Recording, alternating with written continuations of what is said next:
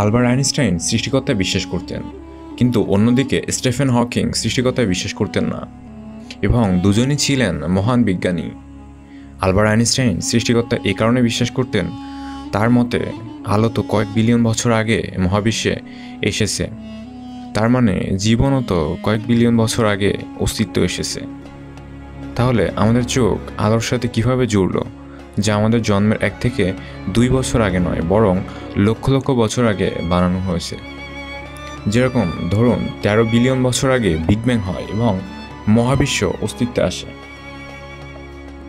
এর 90 কোটি বছর পর প্রথম আলোর সোর্স তৈরি হয়, আর সময়ে প্রায় 13 বিলিয়ন বছর পর আমাদের অস্তিত্ব পৃথিবীতে আসে। তো আমরা যদি কোনো কাকতালীয়ভাবে তৈরি হতাম, তাহলে আমাদের কাছে চোখ থাকার কথা ছিল না, কারণ আমাদের বডি কিভাবে জানলো যে আমাদের জন্মের 13 বিলিয়ন বছর আগে থেকে আলোর অস্তিত্ব আছে, আর সেটা দেখার জন্য চোখ থাকা দরকার। আর আমাদের চোখ শুধু আলো দেখার জন্যই বানানো হয়েছে।